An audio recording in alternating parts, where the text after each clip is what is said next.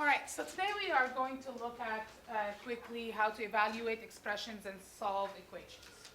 What's the difference between an expression and an equation?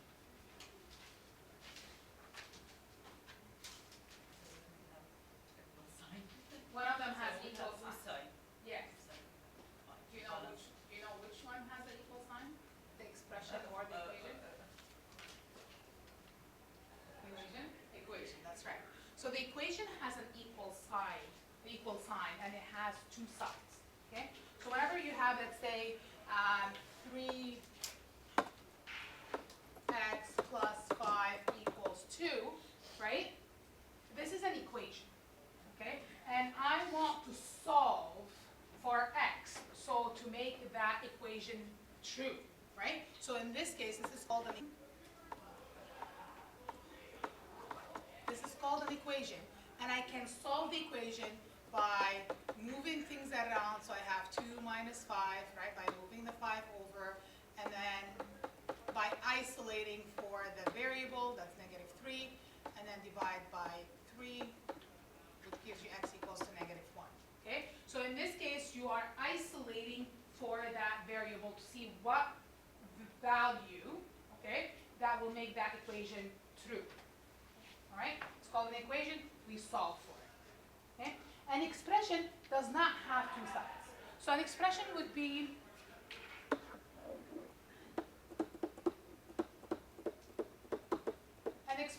like 3x plus 5. That's it. Okay? And it's like if you go back to English, it's like a phrase or a sentence, right? They're two different things. Same with equations and expressions. So in this case, 3x plus 5. I can't solve. Okay? I can't isolate because I don't have another side for me to be able to move things around. Okay? In this case, I can only evaluate. Okay? And by evaluating, that means you're going to pick a value for x, and then you're going to see what would this equal to if x is equal to this number. Okay? Give me a value for x.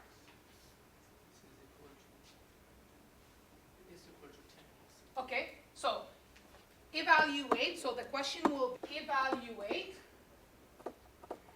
okay, if x is equal to 10. Okay, then what happens here is you're going to plug in 10 into your equation, and then that's going to be equal to 35. So you evaluated that expression, okay, at x equal to 10, right? I can ask you to evaluate this expression if x is equal to 5 over 2. I can ask you whatever, right? So it's, you're evaluating. What if x is equal to this? What would my answer be? Okay? Are we okay with the difference between the two? Expression, equation. Okay?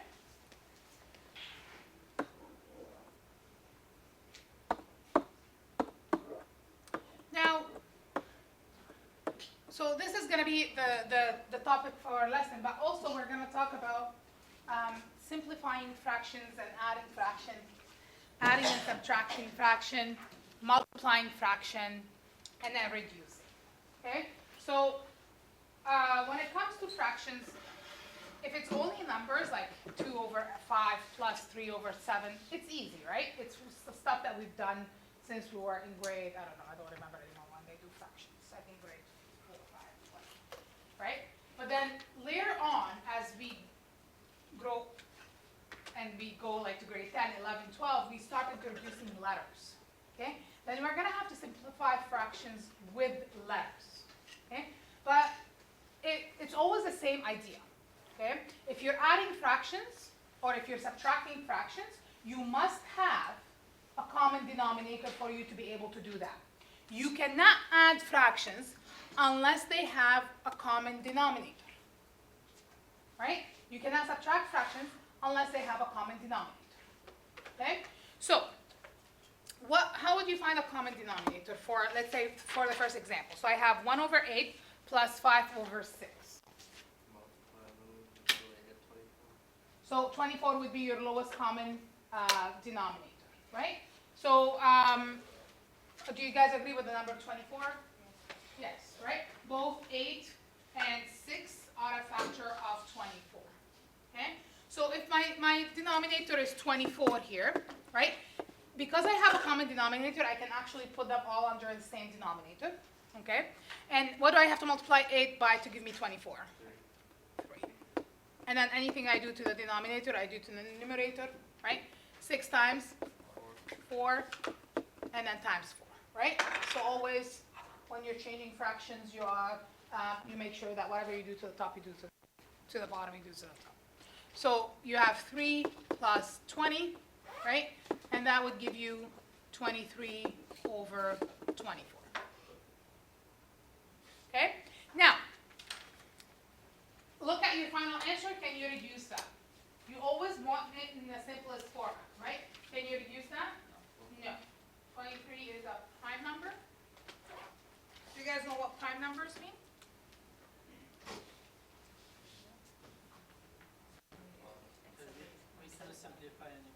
You can simplify, but it can't be. A prime number is a number that can only be divided by itself and 1. That's it. Okay? So, for example, 11 is a prime number, right? 11 can only be divided by itself and 1. 5 is a prime number. Can be divided by itself and 1. Okay?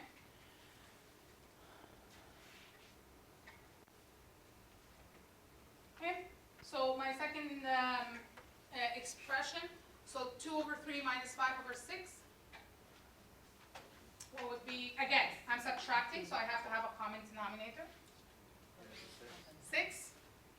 Now, what if you did not find it to be 6? What if you wrote 12? Or what if you wrote 18? Is that wrong? No. You just have to reduce more, right? Yeah. But we always try to look for the lowest. So, multiply by 2, multiply by 1, so I don't have to change that, right? So that's going to be 4 minus 5, which is negative 1 over 6. It can be reduced, correct? That's it, we're done.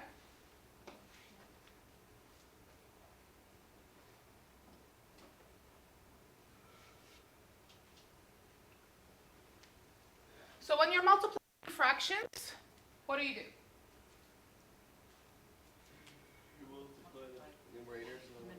Correct. So you multiply the numerator by the numerator, multiply the denominator by the denominator, and simplify at. You can simplify at the beginning if you want to, right? But then it doesn't matter. You simplify at the beginning, simplify at the end. It's gonna give you the same answer. Okay. So I can actually, from here, I can right away simplify the 2 and the 4, right? Because I have a numerator and a denominator that can be simplified. Or I can just multiply for now and then simplify at the end. Okay. So in this case, to multiply, you multiply top by top, bottom by bottom, so that's going to be 6 over 20, right? What can we reduce that to? 3 over 10. Okay? When you're reducing, you're looking at a number that you can divide both top and bottom by. Okay? So 6, I can divide both 6 and 20 by 2. Okay, that's how you do it. Any questions so far?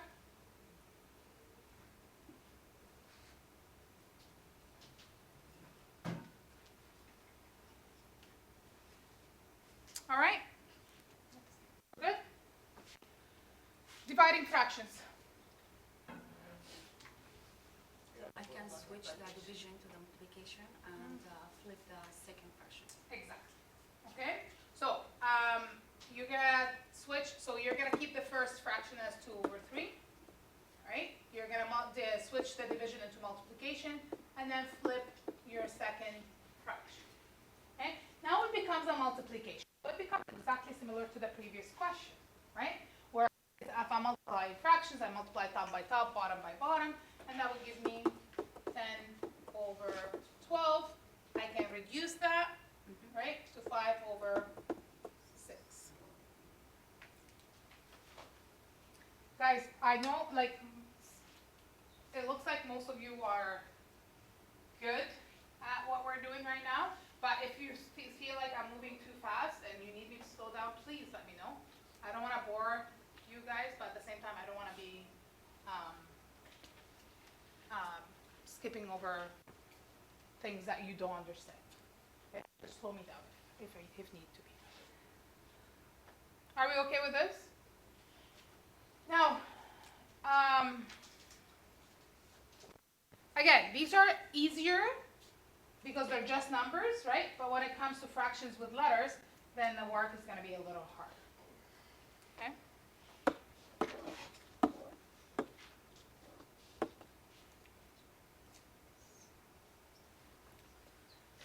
So, in this case, they're asking us to evaluate the expressions.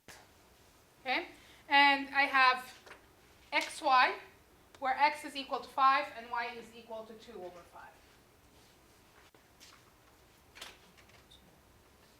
So my expression is xy. I know it's not very clear, but my expression here is xy, and they want me to evaluate. Where x is equal to 5 and y is equal to 2 over 5. What do I do? So to plug the x and y. Add the numbers. So x is 5 This is 5 Y and is y 2 is over 2 over 5. times 2 over 5, right? And what's 5 times 2 over 5? 2. Right? Again, for those of you who's not sure why, because if you look at this, 5, any whole number has a division by 1, right? If you want, you can multiply top by top, bottom by bottom, so that's going to give you 10 over 5. 10 over 5 is 2. Or you can simply look at this as 5 times 2 over 5. They cancel, top and bottom, and you're left with 2.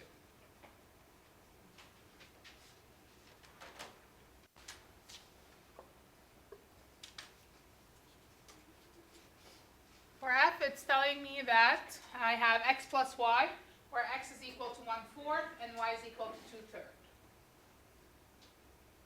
So I'm going to replace x with 1/4. I'm going to replace y with 2/3. What do I do now? The denominator. Common denominator, what would be? 12. 12.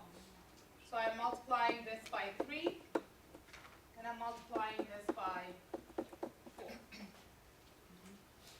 So I have 3 plus 8, which is 11. 11 over 12.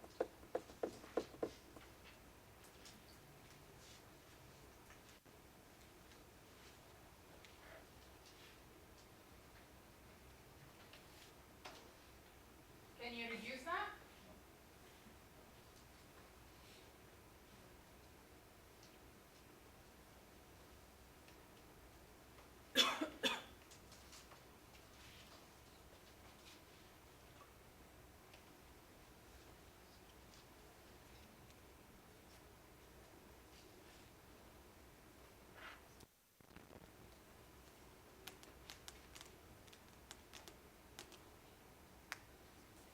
How about the next question? What do you want to do? Replace the x and y. Replace it. Okay, so you're saying replace the x and y and then simplify?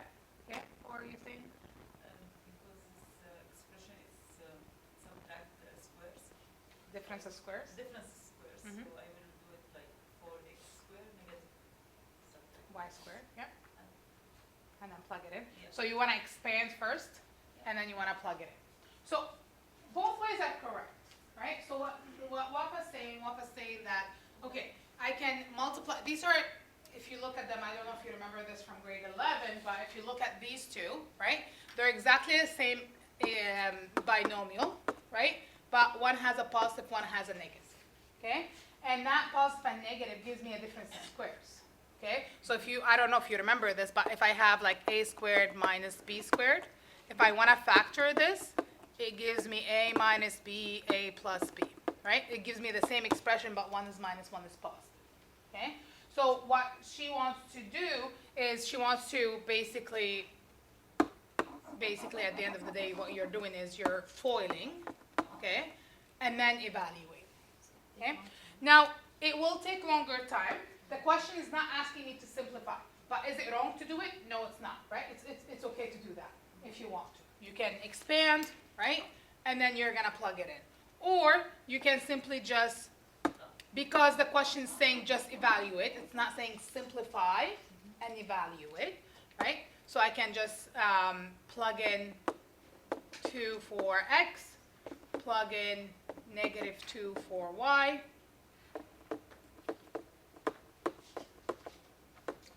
evaluate.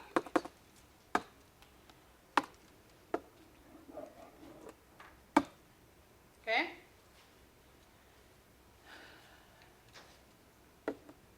Now,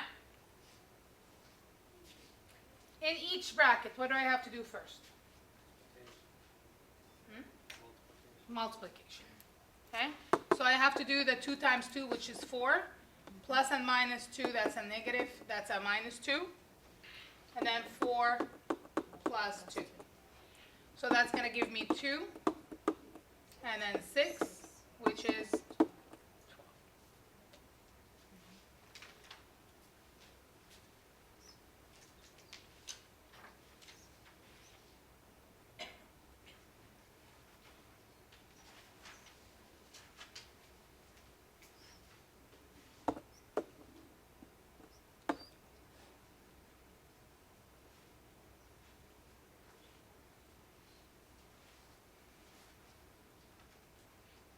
So next question I have xy plus z. So again, same thing, I am evaluating, so I'm plugging in negative 2 for x, 4 for y, and negative half for z. So I have negative 2 times 4 minus or plus negative a half.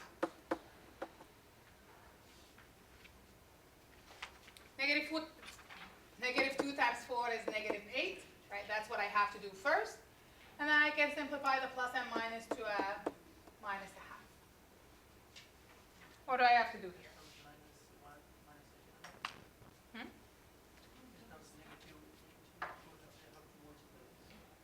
So my denominator here is 1, yeah? I have to multiply by, what would be my common denominator? 2, right? So I have to have a common denominator. This is not, this is addition and subtraction, right? So any whole number is divided by 1, right? So I have to multiply this by 2 and multiply this by 2. So that's going to give me negative 16 take away 1, which is negative 17 over 2.